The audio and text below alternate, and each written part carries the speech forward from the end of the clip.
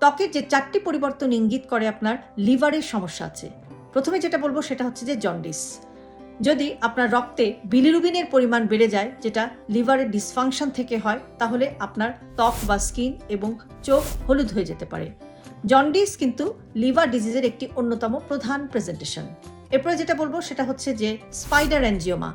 আমাদের ত্বক বা স্কিনের নিচে যে ছোট ছোট রক্তনালীগুলো আছে, লিভার যদি ঠিকমতো কাজ করতে না পারে তাহলে ইস্ট্রোজেন হরমোন বেড়ে গিয়ে এই রক্তনালীগুলো সম্প্রসারিত হয়ে যায় এবং যেটা বাইরে থেকে দেখতে অনেকটা মাকড়সার জালের মতো মনে হয়। এজন্যই এটাকে স্পাইডার অ্যাঞ্জিওমা বলা হয় এবং এটা আপনি আপনার মুখ অথবা আপনার নেক বা গলায় কিন্তু দেখতে পারেন।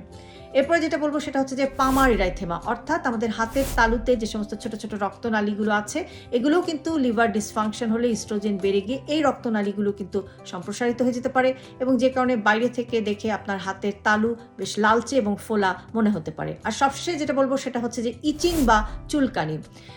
অনেক সময় চুলকানির কিন্তু কোনো কারণ খুঁজে পাওয়া যায় না, কিন্তু লিভার ডিজিজেও যেটা হয় যে আপনার বাইল সল্টগুলো আপনার স্কিনে জমা হয়ে এরকম কিন্তু চুলকানি বা এরকম ইচিংয়ের কারণ হতে পারে।